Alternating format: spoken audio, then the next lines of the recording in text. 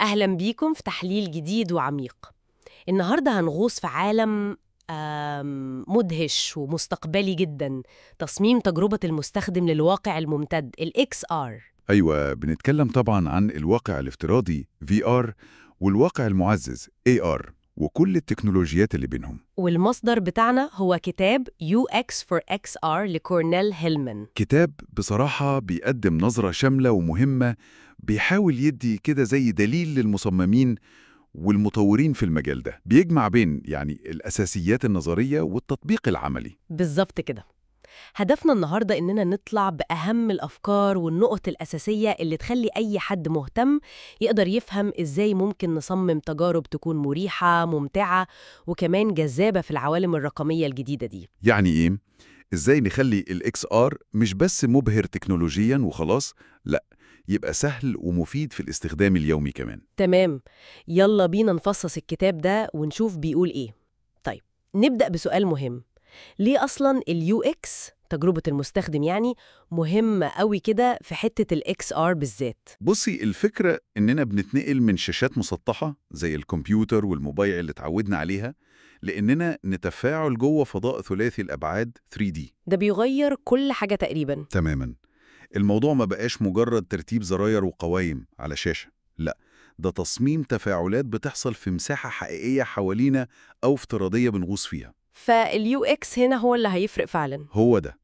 تجربة المستخدم الكويسة هي اللي هتحدد إذا كانت التكنولوجيات دي هتنجح وتنتشر بجد، ولا هتفضل مجرد اختراع مبهر لكن صعب الاستخدام. زي ما شفنا قبل كده مع منتجات كتير، نجاحها كان بسبب سهولة الاستخدام مش بس قوتها. والكتاب كمان بيدخل شوية في التاريخ، بيورينا إن المحاولات دي مش جديدة قوي. فاكرة محاولات ال VR في التسعينات؟ طبعا، اللي فشلت وقتها يمكن عشان التكنولوجيا نفسها ما كانتش جاهزة كفاية. والمؤلف بيحكي عن تجربته هو شخصياً مع أول نسخة للمطورين من أوكيوليس ريفت. أيوة، دي كانت لحظة مهمة قوي ليه. جدا. بيقول إنها غيرت نظرته تماما لما قدر يعيش جوه تصميم هو اللي عامله. طب وال AR الواقع المعزز؟ برضو مش جديد. الكتاب بيشير إنه بدأ من زمان بأبحاث في شركات زي بوينج وتطبيقات عسكرية، وبعدين بقى دخل بيوتنا شوية شوية عن طريق الموبايلات، فلاتر السوشيال ميديا، ألعاب زي بوكيمون جو. وتطبيقات الديكور والأساس كمان. بالظبط. وفي مثال لذيذ قوي في الكتاب بيوضح قد إيه طريقة التفكير مختلفة. حتة الأكزيت بوليتو في لعبة جوب سيميوليتر. المثال ده حلو جدا. عشان تخرج من اللعبة لازم تاكل بوريتو بطريقة معينة. هي تبان حاجة بسيطة أو كوميديا، بس بتوضح نقطة عميقة قوي، إن فعل بسيط زي الخروج في الإكس آر مش هينفع يبقى مجرد زرار تدوس عليه وخلاص. لا، لازم تفكر فيه كأنه فعل حقيقي في عالم حقيقي. تمام. لازم تفكر في قواعد تفاعل ملموسة، كأنك بتبني عالم فعلي مش مجرد واجهة برنامج. نقطة ممتازة فعلا. طيب، إيه بقى أهم التحديات اللي بتواجه تصميم اليو إكس للإكس آر حسب الكتاب؟ يمكن أكبر وأول تحدي هو الراحة والأمان. مشكلة دوار الحركة، الموشن سيكنس، دي كانت ولا زالت عقبة كبيرة لناس كتير، خصوصاً في الفي آر. أيوة، دي مشكلة بتقابل ناس كتير فعلا. عشان كده بقى ظهرت حلول مختلفة للحركة، زي التليبورتيشن اللي هو بتشاور على مكان وتروح له فجأة. أو السموث لوكوموشن، الحركة الناعمة كأنك ماشي بجد. بالظبط. وكل طريقة ليها مميزاتها وعيوبها. التليبورتيشن مريح أكتر لناس كتير وما بيسببش دوار، بس ممكن يقلل الإحساس بالانغماس شوية. الحركة الناعمة بتدي إحساس واقعي أكتر، بس ممكن تتعب ناس تانية. وهنا بقى يجي دور المصمم الشاطر. تماماً. لازم يوفر خيارات للمستخدم، والأهم يشرحها كويس قوي في الأول، اللي هي مرحلة الأونبوردنج، عشان المستخدم يعرف إيه المتاح ويختار الأنسب له، وكمان عشان يستخدم الجهاز بأمان وما يخبطش في حاجة حواليه في البيت. تمام. طيب، وإيه تاني من التحديات؟ التحدي التاني الكبير هو التفاعل مع الأشياء. إزاي المستخدم هيمسك حاجة؟ إزاي هيدوس على زرار؟ إزاي هيتفاعل مع العناصر في العالم الافتراضي أو المعزز ده؟ هنا بقى بيجي دور التقنيات الجديدة زي تتبع حركة الإيد، الهاند تراكنج. أيوة، الهاند تراكنج ده تطور مهم جدا. إن الكاميرات اللي في النضارة تشوف إيدك وتفهم حركتها وتحولها لأفعال جوه التجربة. ده ممكن يكون بديل أو مكمل لأجهزة التحكم الكنترولرز اللي بنمسكها في إيدينا.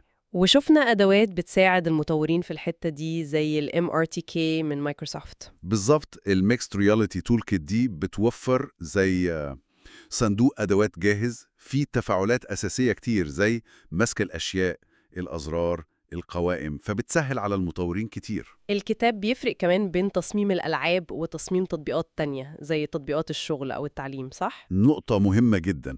تصميم الألعاب ليه أهدافه وقواعده، بيركز على المتعة، التحدي، الانغماس.